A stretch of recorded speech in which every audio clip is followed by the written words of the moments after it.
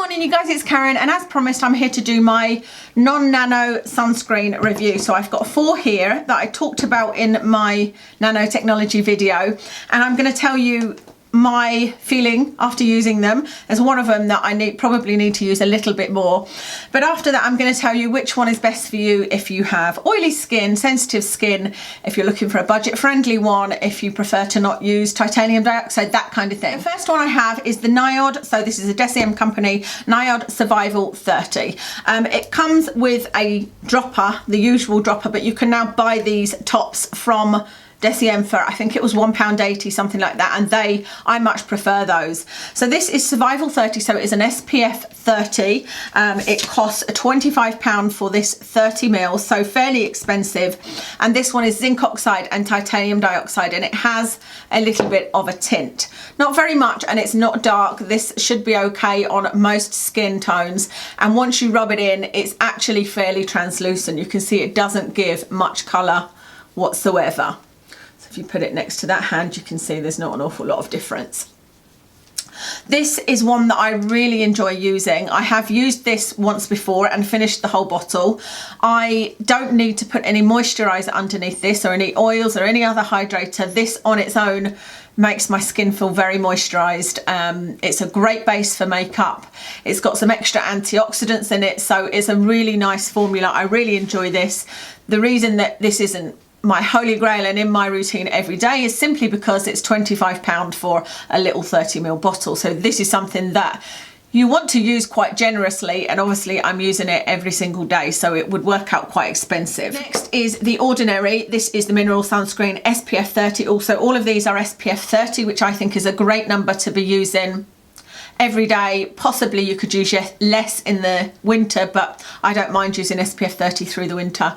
So this is The Ordinary. This one costs £8.90, and there is, how much is in here? 50ml. I love this packaging. I think this is nice and easy to use. This one, I haven't even opened this one yet. I've just bought this one. I have already used a whole tube of this one though, so I am aware of what this one is like. So it's £8.90. This is what it comes out like. So it is a clear one. Well, it's a kind of grey colour actually. I'm not sure if it's meant to be tinted. I felt that the other one looked a bit tinted when it came out. Yeah, I suppose that does look a little bit tinted or a little bit white casty, but once you rub it in, it is transparent. This one is zinc and titanium dioxide. This one I would say is probably the one I would use going forward, because it's so inexpensive. It's £9. You get a good 50ml in it. There's nothing nasty in here at all. It's just a good sunscreen. And on me, it doesn't go white cast at all. But I know that people, when I did the video, I've done a whole video reviewing this, there were people that said on their skin it did show a white cast, and so it may not be suitable for every skin tone. The biggest downside of this to me is how it doesn't moisturize my skin, it doesn't hydrate my skin. So when I use this, I have to use either an oil or something like a hyaluronic acid, or the amino acids is actually what I use a lot of the time, underneath it, so that my skin doesn't feel tight as the day goes on. If I use this on its own after my, say, micellar water, even if I use it with like the resveratrol and ferulic acid and a vitamin C, my skin feels tight and dry throughout the day. So that's my only complaint about this one. I should say these are all cruelty free, and all except this Badger Balm one are vegan as well. So that's the next one. It's the Badger Balm. This is the tinted mineral sunscreen. They do have a clear zinc as well, SPF 30. This one is £15 and I got it from Amazon. This is what it looks like. So again, it is tinted. And again, when you rub it in, there isn't much of a colour left on it. But this one is the most sunscreen feeling product. It is the greasiest. But I thought that was going to be a problem when I used it. When I first got it out, I put it on my hand, I was like, oh my goodness, it's certainly going to feel moisturised. And I said, but it feels a little bit greasy. I don't know if this is going to work under makeup. So the first day when I put this on, I waited about 5 or 10 minutes to see if it would kind of sink in and to make sure that I got a better base for my makeup. And my makeup was absolutely fine. The following day, I thought I'm going to continue on and do my makeup immediately, because certainly when I was working in an office, as a lot of you probably are, I didn't have time to wait 5 or 10 minutes before putting my makeup on. And actually, it went on perfectly fine. There wasn't any issue at all, and I didn't get tight skin. I just used this. I didn't use any other moisturiser or oil underneath it, and my skin felt nice and moisturised throughout the day. There's no nasties in this.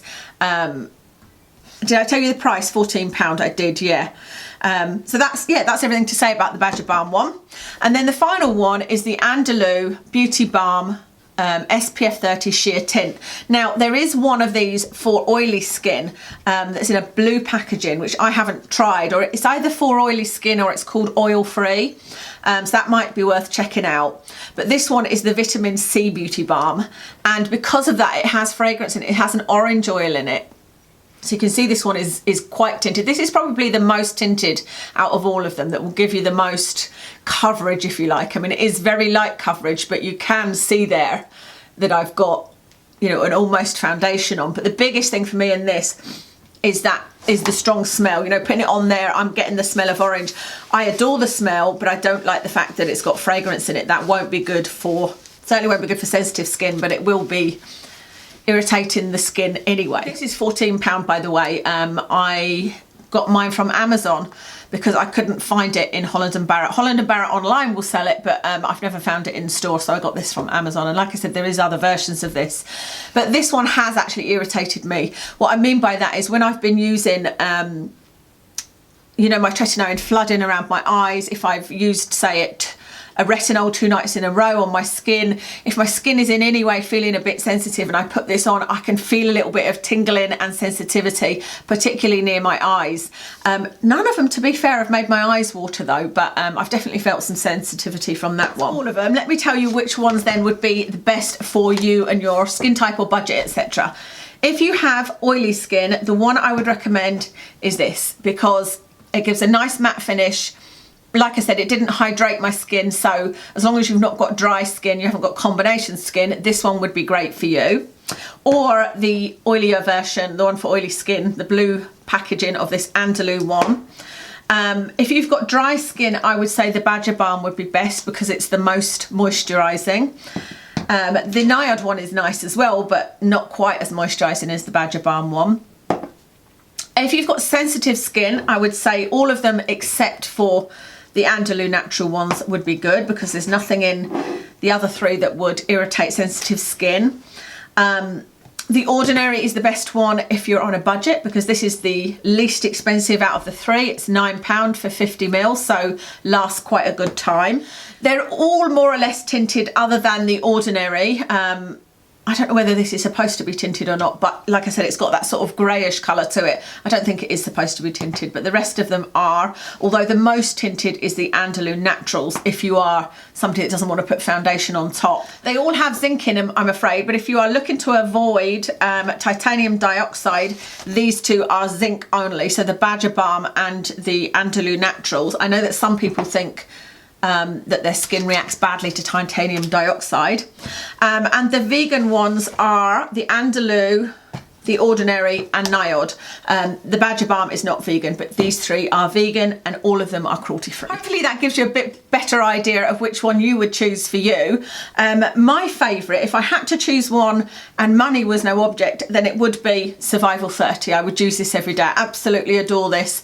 I've tried the Survival Zero as well, really enjoyed that. I just love the feel of them.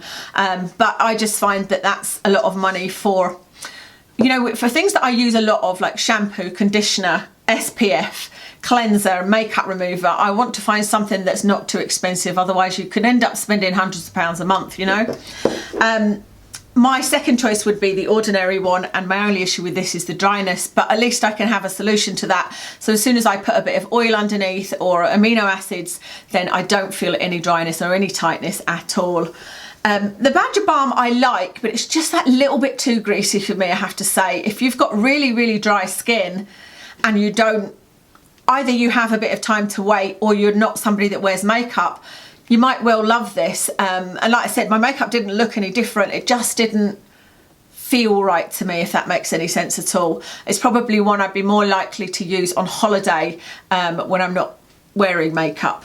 And the Andalou one, just because of the fragrance, I wouldn't repurchase it, but I might have a look at the range and see what the other ones are like. I have a feeling that the one for oily skin might then make my skin feel too dry, but I might give it a go. Let me know if you've tried it. I hope that was interesting. Of course, all of these are nanoparticle free, and I've done that video explaining whether or not you need to be concerned about that. Just to reiterate, I am not in any way saying nanoparticles are dangerous, because in sunscreens, that is, because at the moment the research suggests that they are not penetrating, and there is nothing showing that they are of any danger at all. I think, as I said in my description, but I know not everybody reads, everybody's got a different personality, and it's how risk averse you are. If you are, I'm a worrier, you know, I worry about everything, I analyze everything. I'm not somebody that just lives in the now.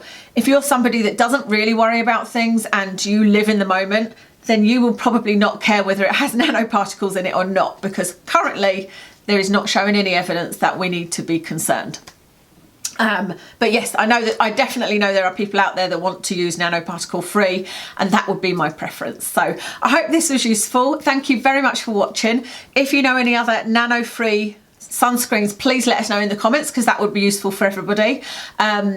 Makeup today, I have got on the Kiko Full Coverage 2-in-1 foundation, that's what it's called, in WB40. On my eyes is the Anastasia Norvina palette. What's the colour I used? I've got it right here. Oh, ironic. The colour I used on my eyelids is called Summer. On my cheeks is the MAC blush in Stubborn. On my lips is the Kat Von D liquid lipstick in Lolita. Earrings River Island, necklace River Island, and top Marks and Spencer's. Thank you so much for watching, and I'll speak to you again soon. That's it. My favourite out of all of these, no, that's not it. It's supposed to have an ever so slight tint. Maybe it's not. I don't know what I'm talking about there. I don't know whether it does or it doesn't, so why don't I shut up?